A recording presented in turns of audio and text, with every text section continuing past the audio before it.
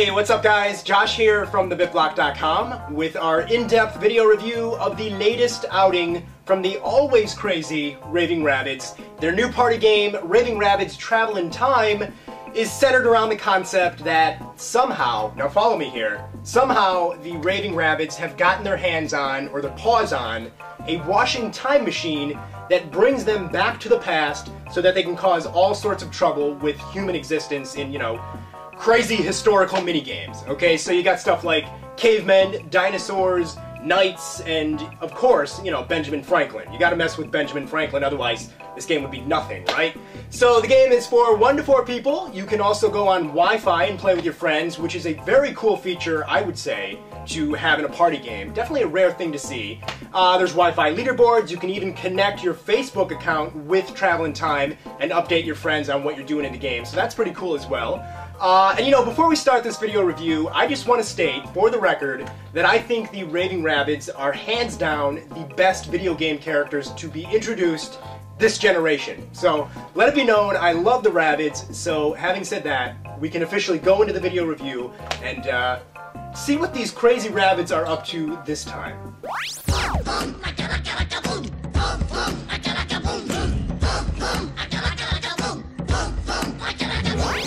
So before we talk about the minigames here, I want to introduce you to the game's Overworld Museum, because it's pretty cool. Instead of navigating menu screens to select games and options, you get to run around this 3D virtual museum with your friends. It's pretty big, and it has a lot of really cool extra fun things to do. For starters, why not kick off the fun by bashing into each other like maniacs by shaking the Wii Remote? What does it do?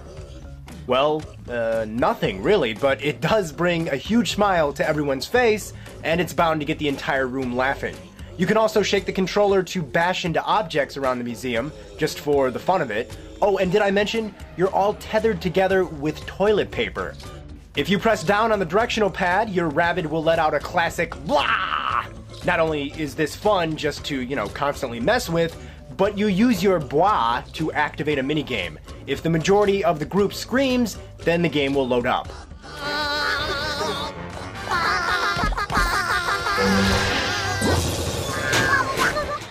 Entering some of the exhibits in the museum is just a simple matter of walking right up to them. There's no load times at all. So, want to get dressed up in crazy period costumes? Walk up to the display and smash into the images to instantly change in up to 30 different costumes. My personal favorite, the Caveman. Come on now, he is an amazing stud of a Rabbid. Many of the areas in the museum also have micro-style games that you can instantly start playing. For example, there's a quiz show with 3 different types of questions, a dancing game that plays as a parody of Ubisoft's Just Dance with, several music tracks to choose from. Of course, they are all Rabbids singing the music, so that might not be something for everybody. And there's even a Guitar Hero style game, again, that uses the Rabbids classic scream to, interact with the game. It's really cool to see that exploring the museum has a lot to offer. Here, for example, we're trying to see how many times we can bounce on this little platform here. This isn't an actual minigame, it's just an extra side display in the Bouncerium exhibit. The game is loaded with little games like these, and it instantly shows you updates to Wi-Fi high scores even while you're playing them. That's pretty impressive. As for the actual minigames, they're focused on 5 different gameplay concepts. There's flying, bouncing, shooting, Wii Motion Plus, and running. Based on those 5 themes, the game offers up approximately 25 different games. Obviously, that's much less than most party games out there. The flying theme games are actually some of the most fun. They're split into races and battle gameplay. You can race in 3 different locations. There's Mount Rushmore, Italy, and finally, even a space station. The tracks are decently designed, though certainly not Mario Kart quality. You can even pick up items to use on opponents and also grab crazy speed boosts. The other form of flying games are the battle arenas. This one involves 2 teams flying around, gathering point crates, and then dropping them at their base to collect points. Naturally, you can steal crates from each other and use items. This game is one of my personal favorites, and actually, everybody here at the BitBlock finds this one to be really fun. Finally, here's a flying game that focuses on grabbing as many balloons as you can. They then form a giant line behind your Rabbid. The cool trick to this game is that you can steal balloons from the other players, so as you can imagine, things get pretty hectic. Whoever has the most points at the end of the time limit is the winner. Now, Travelin' Time does support Wii Motion Plus for a few games, all of which have players making the same type of motion in all three minigames, which is, you know, kind of disappointing. One is a fun little fishing game where you can cast forward, then reel your Rabbid in by twirling the nunchuck. Another has players in teams of 2 racing to the top of the Statue of Liberty by casting, your Rabbid upward. And finally, the last Wii Motion Plus game involves grabbing prehistoric snail creatures while avoiding lava and, of course, a very hungry T-Rex that is chasing after the players. Overall, the Wii Motion Plus games are pretty simple, and honestly, I'm not sure how well they take advantage of the technology. I think they could have definitely made much better use of Wii Motion Plus here, especially considering only 3 games support it and they all control exactly alike. The running theme games are pretty fun and feature some of the best multiplayer mayhem in the game. Here, for example, 2 teams have to work together to run around and grab crates of apples to then deliver to Isaac Newton as he randomly walks around the level. There's another very similar game where players bring crates of diamonds to the top of a level to cash them in for points. Naturally, you can bash into each other to try and steal the crates, and of course, there are chickens fluttering around all over the place, just like history suggests.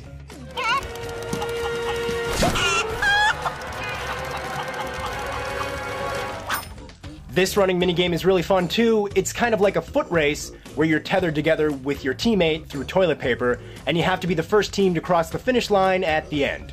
Naturally, there are tons of obstacles to avoid and many shortcuts to find. You can mess with each other by picking up and using items, such as a bear trap, lightning, and there's a lot more. This is actually one of the best minigames, and with 4 players competing, it's one you would want to play several times. The shooting games are kind of mediocre when compared to past rail shooters in the Rabbids games. In Raving Rabbids 1, for example, they took you through hilarious, adorable, scripted worlds where there was constantly something funny and clever happening around you. In Travelin' Time, you literally just stand still and shoot arrows to change your viewpoint. The goal is very simple here. You have to see how long you can fend off the oncoming crazy Rabbids. It's not terrible, but when compared to what the shooters used to be in Rabbids party games, this isn't so great or cleverly designed.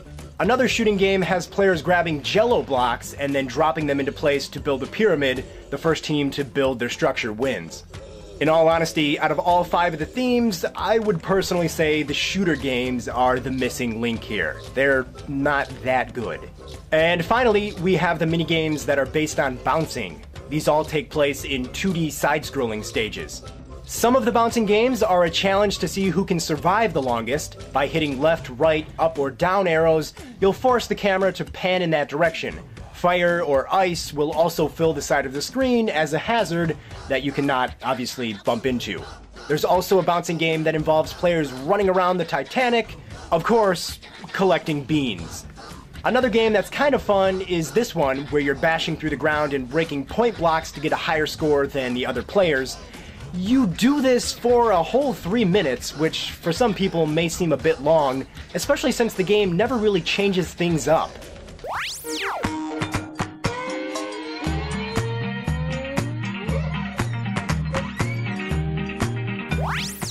Travelin' Time is a pretty nice looking game as far as the party genre goes. There's a lot of nice little extra visual details like warping water, material effects, bloom lighting, and more.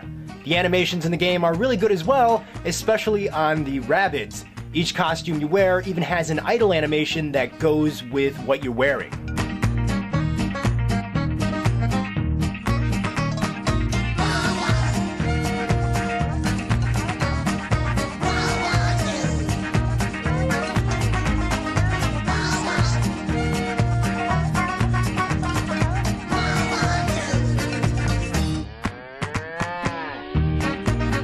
Each minigame also has its own little animation sequence to set up what you're going to be doing.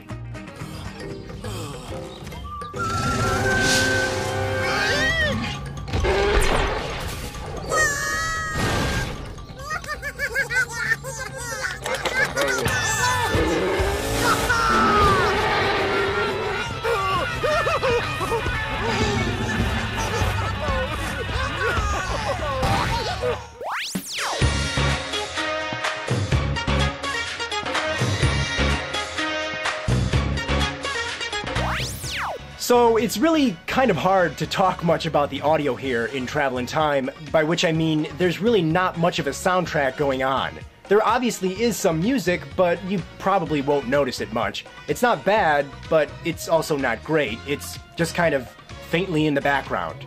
As I mentioned earlier, Travel in Time does feature a minigame based on the Just Dance games. There's a total of 8 different songs, both a short and long version of each one. The music is a bit wacky, and naturally the Rabbids like to sing along to the tune. It's pretty funny though, and obviously you're not supposed to take this too seriously.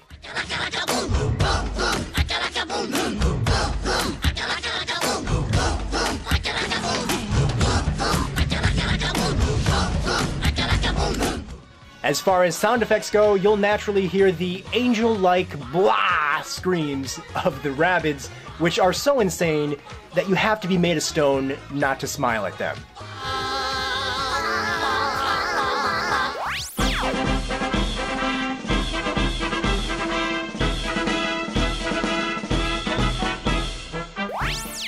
One of the best features in Travel in Time is the fact that you can play on Wi-Fi with your friends. As I mentioned earlier, that's a rare feature to see in a party game, and it's certainly something that, I admire about Travel in Time.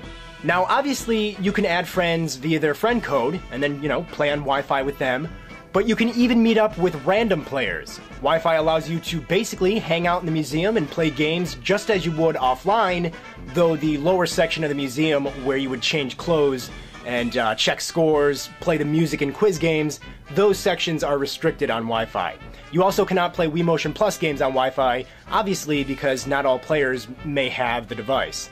Even though you cannot really communicate with the players aside from using a question mark or exclamation point above your Rabbid's head, it is pretty cool how Travel in Time is constantly connected to the internet, and if you have it enabled, random players can just pop in out of nowhere from their washing time machine and then instantly link up with you for some insane fun.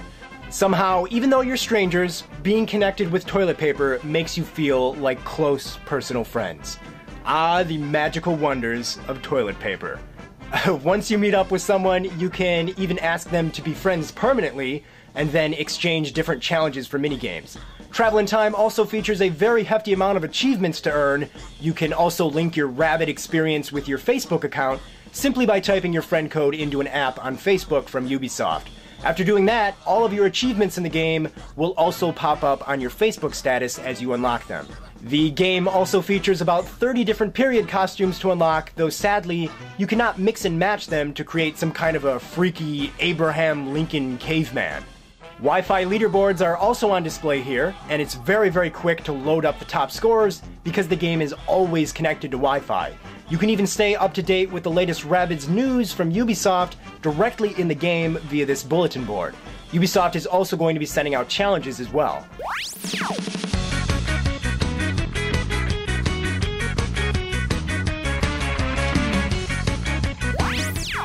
Travel in Time is a pretty interesting game. On one hand, about half of the minigames are mediocre and kind of flat out lame. This space one, for example, is the worst, I would say. I don't even really get what's going on here. I don't know why this one is a minigame. And then on the other hand, Travel in Time has lots of awesome, unique features that you haven't seen in a party game before. This may sound very odd, but even with about 10 of the 25 minigames being stupid, Travel in Time still manages to be a thoroughly enjoyable party game with the right group of people. Sadly, I think that is why most reviewers are giving the game kind of a poor score. They're not playing it with others. You have to get some friends together and have some junk food maybe, and make a night of messing around with the game and having fun as a group.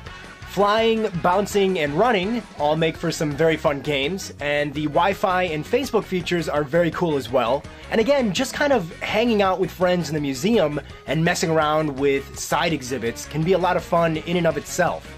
I may take some flack for this review, and I may be pinned as a guy who just seems to love everything, but frankly, truth be told, this is a party game that offers up content that you've never seen before in the genre.